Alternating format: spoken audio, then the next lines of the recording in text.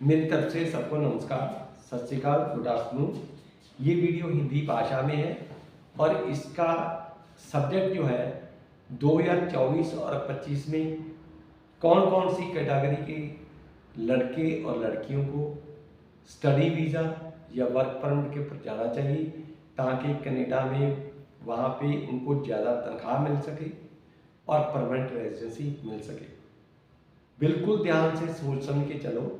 Canada जाना जरूरी नहीं है, पर कनाडा में जाकर ज़्यादा वेतन पाना और वहाँ पे पक्के होना ज़्यादा इम्पोर्टेंट है।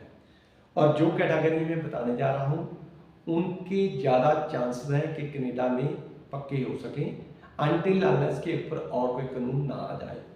नंबर 1, अगर आपको फ्रेंच भाषा का ज्ञान है उसके ऊपर कनाडा सरकार ने कोई लिमिट नहीं लगाई है on the number of applicants. यदि आप 10+2 कर चुके हो, आप आंखें मीच के कनाडा मत जाओ। 1 साल के लिए या तो फ्रेंच सीख लो या जर्मन लैंग्वेज सीख लो। यदि जर्मन सीखोगे तो जर्मन में फ्री ऑफ कॉस्ट आप पढ़ सकते हो, कोई खर्चा नहीं आएगा।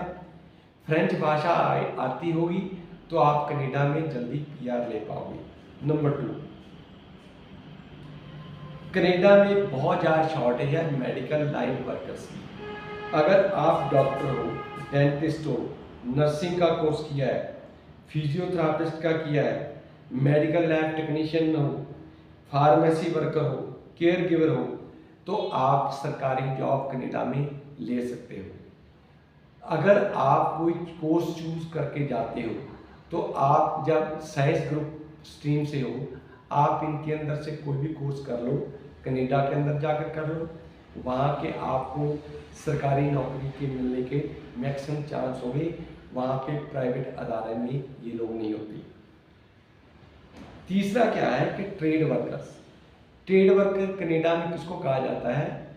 जो कंस्ट्रक्शन वर्क के अंदर काम करते हैं, जैसे हो गया इलेक्ट्रिशियन हो गया, प्लम्बर हो गया, कारपेंटर हो गया, वेल्डर हो गया, मैसन हो गया, टाइल सेटर हो गया,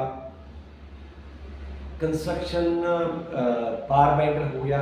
जो भी कंस्ट्रक्शन इंडस्ट्री के साथ संबंधित है, इवन उसके अंदर क्लीनिंग वर्कर भी होते हैं। अगर आपको नौकरी कहीं नहीं मिलती कनाडा में, आप कंस्ट्रक्शन साइट के ऊपर क्लीनिंग वर्कर के तौर पे भी काम करोगे, चाहे आपको कम से कम वेतन पे होती है, पर आप वहाँ पे पीआर ले सकोगे, नहीं तो नहीं ले पाओगे। उसके बाद में आता है पीएलसी प्रोग्राम।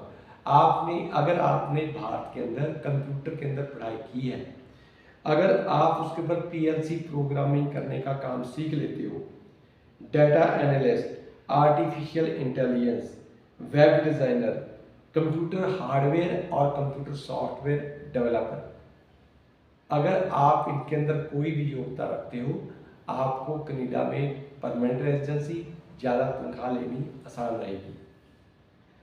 जो स्टेम प्रोफेशनल है, स्टेम की फुल फॉर्म क्या होती है?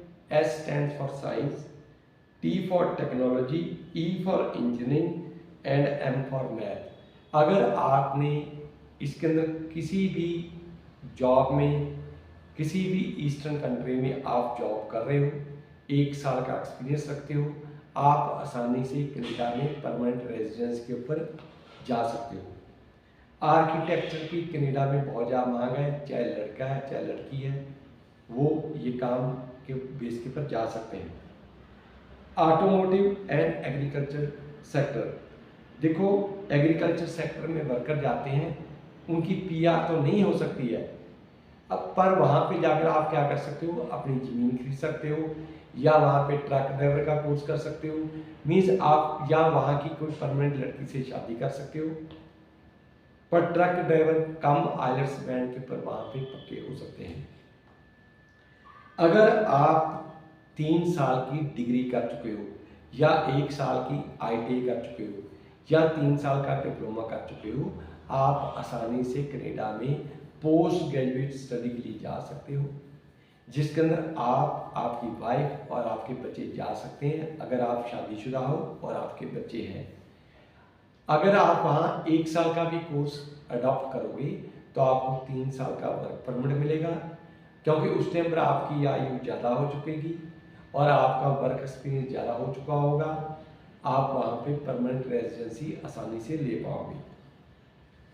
अगर आपके बच्चे 10+2 ही पास हैं पर वो जाना चाहते हैं, आपको परेशान करते हैं, बिल्कुल मत भेजो। 1 करोड़ रुपए में वो बच्चा लड़का या लड़की पढ़ेगा। अगर आपने करना ही है तो उसको 10+2 के बाद में 1 साल की ITI या फ्रेंच लैंग्वेज या जर्मन लैंग्वेज के कोर्स में डाल दो।